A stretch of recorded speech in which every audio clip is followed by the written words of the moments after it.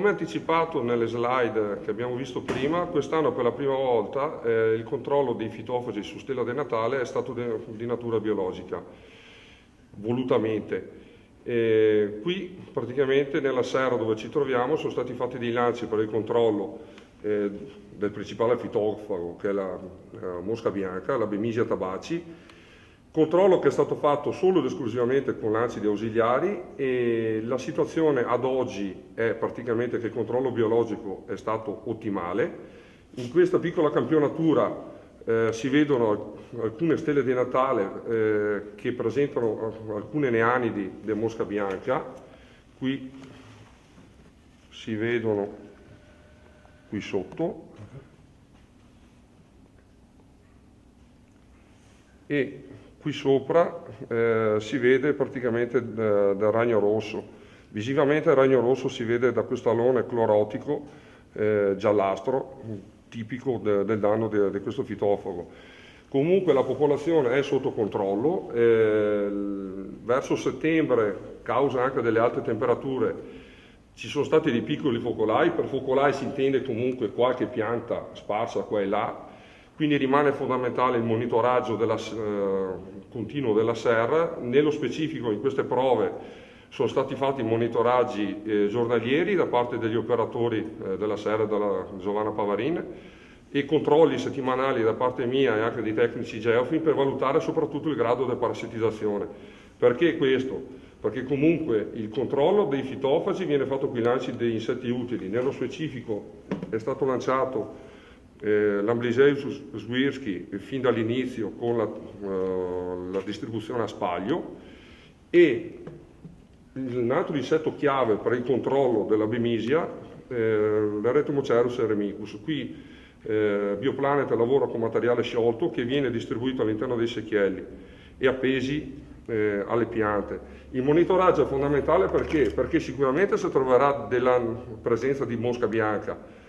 Solo l'occhio del monitoraggio potrà dire sì, la situazione è sotto controllo, no, la situazione non è sotto controllo. I piccoli focolai che ci sono stati controllati esclusivamente dai lanci fatti. Nello specifico l'Eremicus è stato lanciato in maniera settimanale per garantire sempre uno sfarfallamento di materiale fresco, mentre lo Swirski è stato fatto con distribuzioni ogni 2 settimane.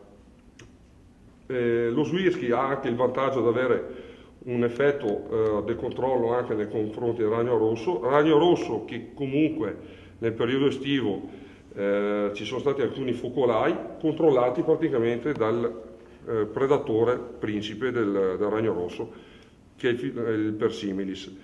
Lo Swirski, un'altra cosa interessante di quest'anno, che molto spesso si faceva fatica a trovarlo all'interno delle serre di coltivazione dopo il lancio, quest'anno invece si trova in maniera molto tranquilla, tanto che gli ultimi lanci sono stati fatti in settimana 38 e anche a distanza di 1 mese e mezzo si trovano popolazioni fresche di Swirski. Quindi vuol dire che la popolazione è insediata, ed è importante perché comunque l'Eremicus va a parassitizzare le neanidi della mosca bianca, alcune fasi della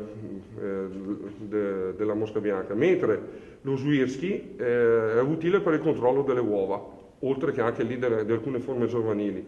Entrambi comunque fanno un ottimo lavoro di predazione, oltre che di ovodeposizione nel caso dell'Erythromocerus eremicus.